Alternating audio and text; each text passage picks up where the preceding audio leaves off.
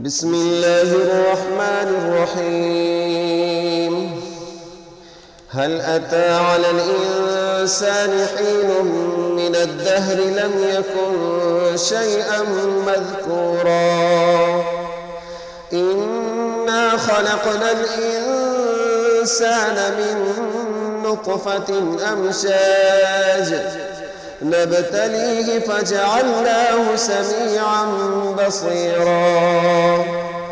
إنا هديناه السبيل إما شاكرا وإما كفورا إنا أعتدنا للكافرين سلاسل وأغلالا وسعيرا إن الأبرار يشربون من كأس كان مزاجها كافورا عينا يشرب بها عباد الله يفجرونها تفجيرا يوفون بالنذر ويخافون يوما كان شره مستطيرا ويطعمون الطعام على حبه مسكينا ويتيما وأسيرا إنما نطعمكم لوجه الله لا نريد منكم جزاء ولا شكورا إنا نخاف من ربنا يوما عبوسا قمطريرا فوقاهم الله شر ذلك اليوم ولقاهم نظرة وسرورا وجزاهم بما صبروا جنة وحريرا متكئين فيها على الأرائك لا يرون فيها شمسا ولا زمهريرا ودانية عليهم ظلالها وذللت قطوفها تذليلا ويطاف عليهم بآنية من فضة وأكواب كانت قوارير من فضة قدروها تقديرا ويسقون فيها كأسا كان مزاجها زنجبيلا عينا فيها تسمى سلسبيلا ويطوف عليهم ولدان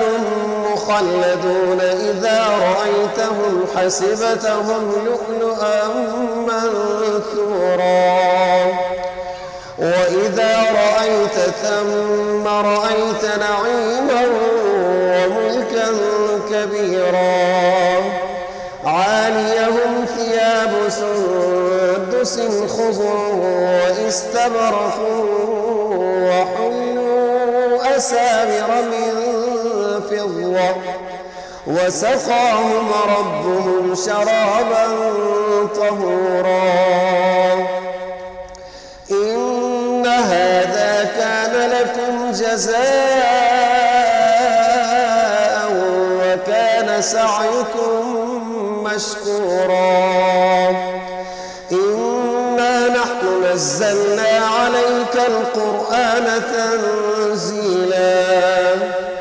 فاصبر لحكم ربك ولا تطع منهم آثما أو كفورا واذكر اسم ربك بكرة وأصيلا ومن الليل فاسجد له وسبحه ليلا طويلا إن هؤلاء يحبون العاجلة ويذرون وراءهم يوما ثقيلا نحن خلقناهم وشددنا أسرهم وإذا شئنا بدلنا أمثالهم تبديلا إن هذه تذكرة فمن شاء اتخذ إلى ربه سبيلا وما تشاءون إلا أن يشاء الله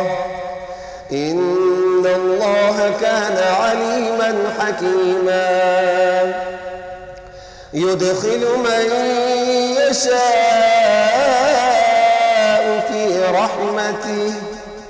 والظالمين أعد لهم عذابا